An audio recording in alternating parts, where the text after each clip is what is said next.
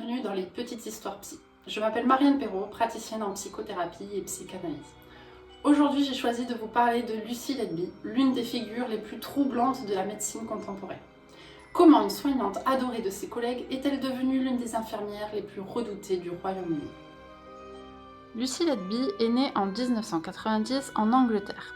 Infirmière en néonatologie, elle travaillait au service des nouveau-nés de l'hôpital de Countess of Chester.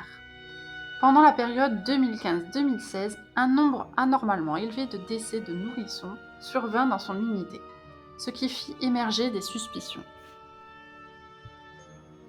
Letby avait un visage de soignante douce, consciencieuse, aimable, disponible. Son investissement semblait sincère, particulièrement dans un milieu aussi exigeant que la néonatologie. Mais derrière cette façade, certains détails commençaient à parler. Sa présence coïncidait avec de nombreux cas critiques dans l'unité. Des enquêteurs découvrirent des notes écrites par Letby. I'm evil, I did this, I don't deserve to live. Phrases d'aveu sur des post-it retrouvés à son domicile.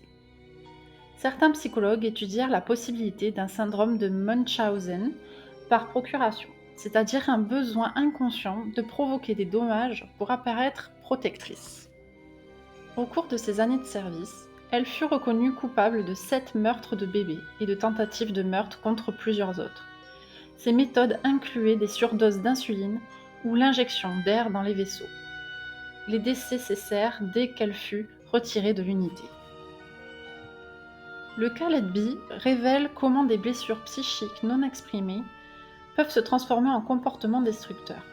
Ces mécanismes de défense, refoulement, hypercontrôle, surinvestissement, se sont mués en délit.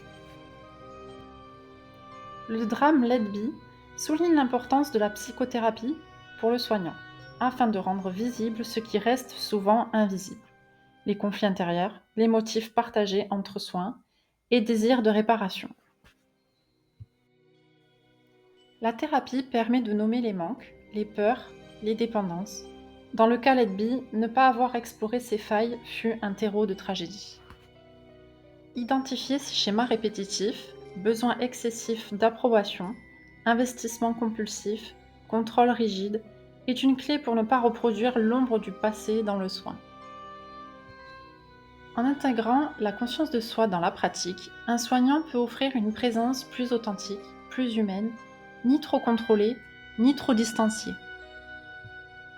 Lucy Letby incarne ce que le masque de soins peut dissimuler, une souffrance interne, des strates psychiques non explorées, un passage à l'acte extrême. Son histoire nous invite à regarder plus attentivement ce que le soin exhorte de taire. Merci d'avoir suivi cette plongée dans l'univers de Lucy Letby. J'espère qu'à travers ces récits sombres, vous mesurerez combien le soin porte en lui des tensions psychiques invisibles. À bientôt pour continuer à explorer les profondeurs de la psyché humaine.